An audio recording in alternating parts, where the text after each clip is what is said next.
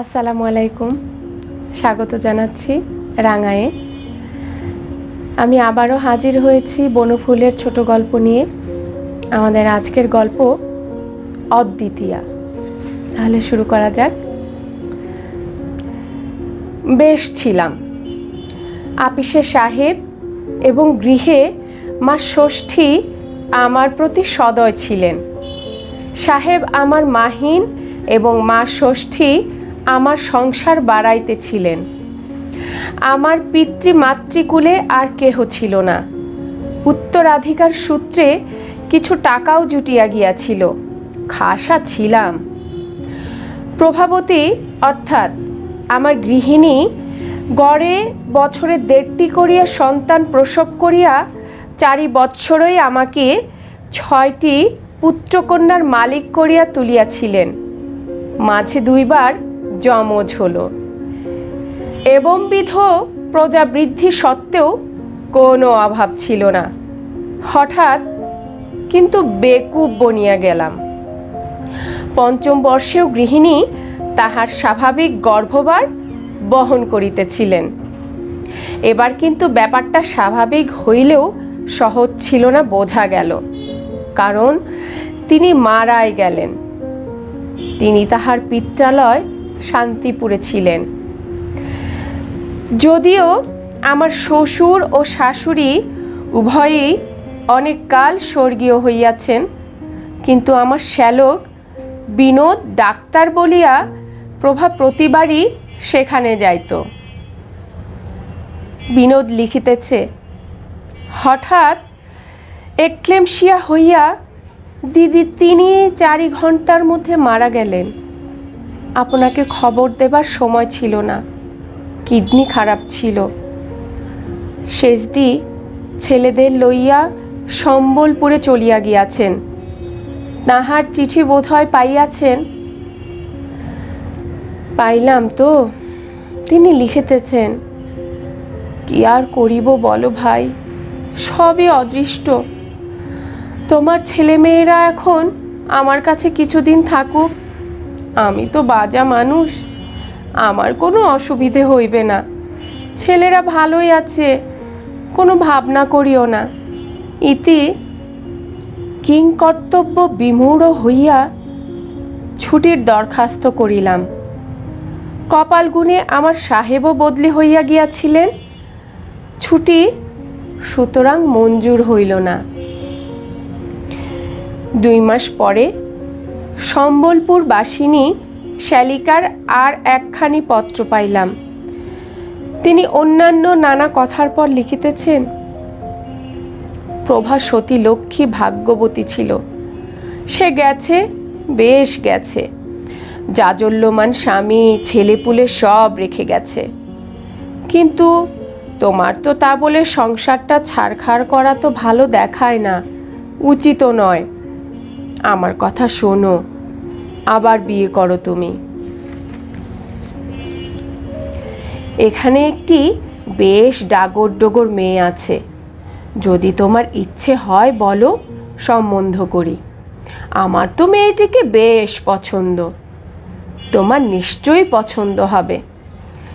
ইত্যাকার নানারূপ কথা। 7 দিন ভাবিয়া, অর্থাৎ 1 টিন চা ও 5 টিন সিগারেট নিঃশেষ করিয়া আমি এই চিরন্তন সমস্যার যে মীমাংসা করিলাম তাহা মোটেই অসাধারণ নয়। শেষ দিকে যে পত্র দিলাম তাহা অংশত এইরূপ, বিয়ে করিতে আর ইচ্ছে হয় না। প্রভার কথা সর্বদাই মনে পড়ে। কিন্তু দেখো শেষদি, আমার ইচ্ছে অনিচ্ছের ওপর নির্ভর করে তো সংসার বসে নেই। সে আপনার চালে ঠিক চলছে ও চলবে। সুতরাং ভাবপ্রবণ হওয়াটা শোভন হলেও সুযুক্তির নয়, এটা ঠিকই। তাছাড়া দেখো, আমরা মা ফলেষু কদাচন দেশের লোক। আর তোমরাও যখন বলছো, তখন আর একবার সংসারটা বজায় রাখবার চেষ্টা করাই উচিত বোধ হয়। দ্বিতীয় পক্ষের বিয়েতে আমার পছন্দ অপছন্দ তোমার পছন্দ হয়েছে তো? যথাকালে সাহেবের হাতে পায়ে ধরিয়া হপ্তাখানেকের ছুটি লইয়া সোজা রওনা হইয়া পড়িলাম একাই। এ বিয়ের কথা কাউকে বলিতে আছে কি ভাবিয়া গোঁফটা কামাইয়া ফেলিলাম। একে এই কালো মোটা চেহারা, তাহার ওপর কাঁচা পাকা এক ঝুড়ি গোঁফ লইয়া বিবাহ করিতে যাইতে নিজেরই কেমন বাঁধো বাঁধো ঠেকিতে লাগিল। বিবাহ বাসর। ওই অবগণ্ঠিতা চেলিপড়া মেয়েটি আমার সঙ্গিনী হইতে চলিয়াছে। প্রভাকেও একদিন এইভাবেই পাইয়াছিলাম, সে কোথায় চলিয়া গেল।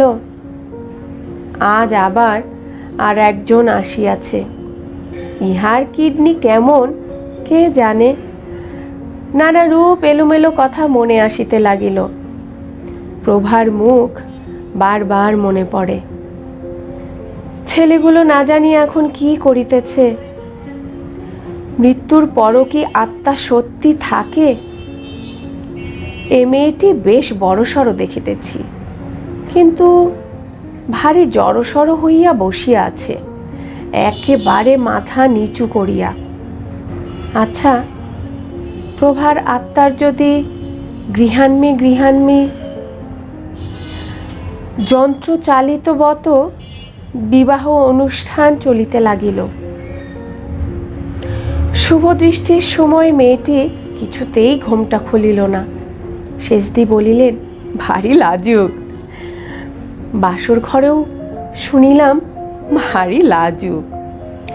আপাত মস্তক মুড়িয়া পাশ ফিরিয়া শুইল। আমিও ঘুমাইলাম। শেষদি লোক জমিতে দেন নাই।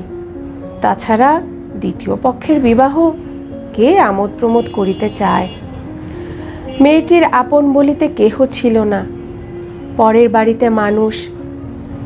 শেষদির বাড়িতেই বিবাহ, বলিতে গেলে শেষদি কন্যাকর্তা। সুতরাং বিবাহ উৎসব জমে নাই, জমিল ফুলশয্যার রাত্রে। বক্ষে অনেক আশা ও আকাঙ্ক্ষা লইয়া ঘরে ঢুকিয়া দেখি আমার 6টি সন্তান ও আরও এক নবজাত শিশু লইয়া স্বয়ং প্রভা খাটে বসিয়া। স্বপ্ন দেখিতেছে নাকি? প্রভা কহিল, ছি ছি ছি, শেষদিরই জিত হলো। তার মানে আবার কি? এবার ছেলে হওয়ার সময় ভারী কষ্ট হয়েছিল। অপরাধের মধ্যে শেষদিকে বলেছিলাম যে আমি মরলে ওর ভারী কষ্ট হবে। শেষদি বললে, হাতি হবে, 3 মাস যেতে না যেতে ফের বিয়ে করবে। আমি বললাম, কখনো নয়। তারপর বাজি রেখে শেষদি আর বিনোদ মিলে এই ষড়যন্ত্র। আমি শান্তিপুরেই ছিলাম, আজ এই সন্ধ্যাবেলা এসেছি। এসে দেখি শেষদিরই জিত। পাড়ার মানকে ছোড়াকে কনে সাজিয়ে শেষদি বাজি জিতেছে। 100টি টাকা দাও এখন।